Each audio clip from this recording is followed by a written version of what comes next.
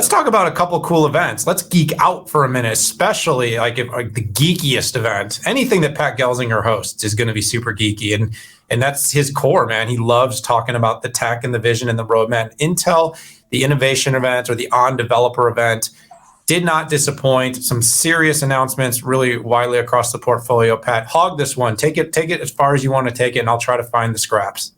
Yeah, well, listen, I'm actually not going to hit the announcements one by one. There were like 40 of them.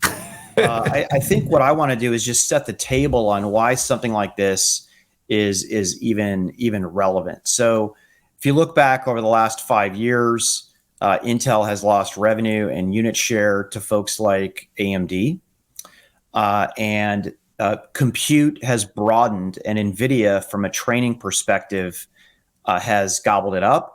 PC gaming, Intel has benefited from, but only from the CPU side and not the GPU side. And then you have Apple, who ejected full out stage left. You had AWS, who didn't eject. I would say maybe 5, maybe 10% of their CPUs or their own CPUs. They're leveraging Intel big time, and not just for CPUs, but also for Habana training. So that is what Intel goes into. Bob replaced, it's terrible, I can't even remember the CEO before Bob. BK. BK got pretty much walked to the door because of a prior relationship with an employee.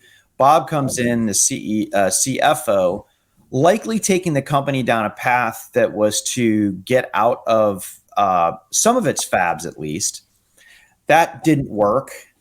Street didn't like that, and they brought in Pat Gelsinger. So the first thing Pat Gelsinger said to me when I talked to him when he became CEO, he didn't understand why Intel's developer forum, IDF, was no longer, right? Because, heck, this is going to just totally show that I'm like a Midwesterner at heart.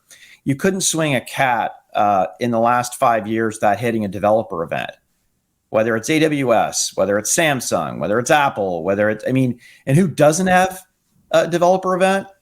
Intel, okay? One of the largest platforms and ecosystems on the planet. So a little bizarre. So the first thing Gelsinger says when he gets on stage is the geek is back. And it's not the first time he said it. Some people said, hey, I don't like, come on, that's cheesy. But it's so funny. Coming from him, to me, it makes a difference. And I think if you are a developer, if you are an engineer, and Pat G, he didn't just spend time at Intel before. He was CEO of VMware for, I think, 8 years. Correct me if I'm wrong. So you have this combination of credibility, which is, I have a software guy who runs a chip company. He must know something for developers. And I think this was a good step forward. I want to mention that they did this event live, not live, taped, and broadcasted. It was live. Gosh, kudos to all of them. Some people are saying, oh, you made a mistake here. It's like, this is live, folks. And this is live right now, right? This is 6.5 live television. And we take it as it is. And quite frankly, that's what people want. They're sick of talk. I'll end here. I left you a little bit. So yeah, you did. What is the developer proposition, right? It's absolute data center, it's carrier, it's edge, it's PC, it's an extended definition of compute, it's GPU compute, it's PC gaming, it's workstation graphics, and then training, Habana with data center training, Xeon with data center inference. So their portfolio of offerings that they provide to developers, I would say, has tripled, quadrupled over the last 3 years. And I'll turn it back over to you. I left you a big one. Well, I'm not sure which one you left me because I got a whole list, but the company had some really great partnership announcements. It had some forward-looking not guidance, but announcements on things that where it's taken delays and turned them into wins, like its Aurora supercomputer that was actually, they were able to deliver, what was it, twice the performance that they had expected while it was slightly delayed. I walked away, Pat, thinking like, hey, if the market doesn't get it by now, then I'm sorry. But Pat has done a tremendous job of explaining everything from the marketecture, meaning changing this nanometer and transistor discussion that you and I have had several times on this show, to really just leaning into, the fact that the company is not going to run away from its heritage. They started out, doing the whole 50 years of, and he had a really interesting, conversation about that. And the past is not always an indication of the future, but when you take your heritage and what made you successful and you build on that, it often can be a great indicator. And I think that's really what Pat is doing at his core. Just a couple things I want to touch on. Moore's Law is back, Pat, and he was very, you can hold your breath, but in the eyes of Pat Gelsinger, he said Moore's Law is not only back, but he said they're going to actually accelerate it. So, sorry, we have not realized this ambition yet, but what he's actually saying is from 2 years to less than 2 years using the company's new ribbon FET framework. That was a big point. And then the other big side of it is they're going right after NVIDIA with one API. And so, look, and you did leave that there for me. You strung it out there for me. This is an area where if you talk to the folks at almost anywhere that's not NVIDIA, they'll tell you there is a clamoring out there because NVIDIA has been so successful. It's grown so quickly and has had so much basically control of this developer ecosystem that people are interested in knowing what alternatives exist.